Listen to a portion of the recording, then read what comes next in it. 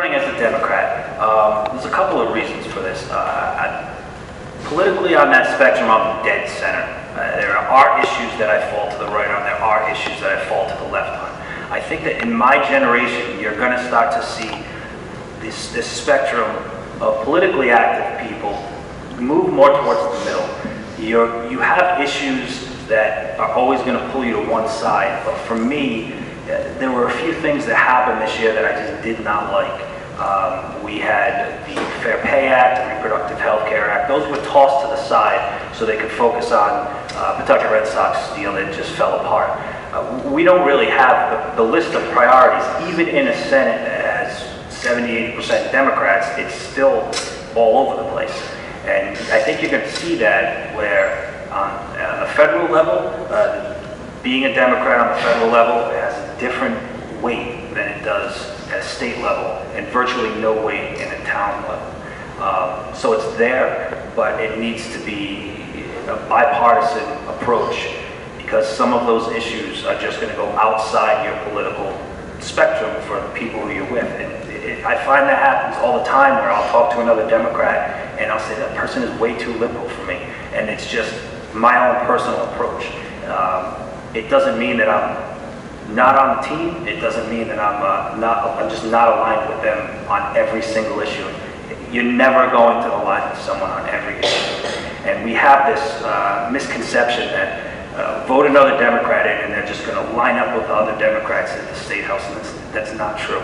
I think there are a lot of people there who are Dems who are doing a bad job. I think there are a lot of people there who are Dems who are doing a fantastic job. So it's just, it's more about the individual than it is the party affiliation for me.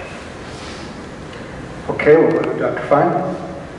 As you mentioned, I'm running as an independent, which I am, and have been for many, many years. I'm doing it because I'm tired of parties calling each other names and using the polarizing process to distract everyone's attention from what they're not getting done, and from finding solutions that work for everybody instead of working to improve their own positions. In terms of who I caucus with, I don't actually know. I have the honor of knowing the Senate President and the Minority Leader for many years. I have a lot of respect for both people, and I think if elected I would have conversations with both and try to figure out what the best caucus arrangement is for Scituate. But one thing I know now that I want to work on is building a rural caucus. Part of our challenge in dealing with the reservoir is that we don't actually have significant political power because we are just one or two communities. And in order to get any kind of meaningful political leverage, we need to bring together rural Democrats and rural Republicans. And I think the only person who can do that is somebody who's functioning as an independent. Thank you. Mr. Steiner? Well, I'm a Democrat, which has made Thanksgiving quite precarious. So I try to stay away from sharp objects. But I come from a family of Republicans who I love, obviously. And I could punt on the second part of the question because my brother is actually a Republican elected official in town. But I won't take the easy way out. And I'm running as a Democrat because that's where I feel personally most at home.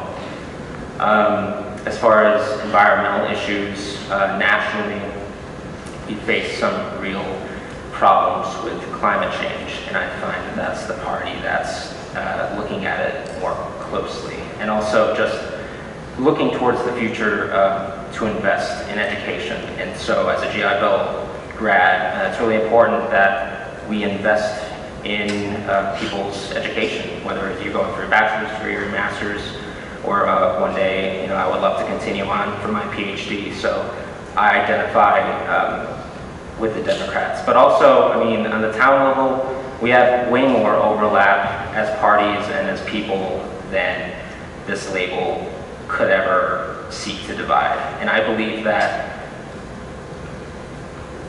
together, we're going to move the town forward. After November 6th, whatever happens, I'll be happy to work with anybody. It doesn't matter if you have a thumb sign on your yard, I'm still going to go up and start talking to you because that's how I was raised.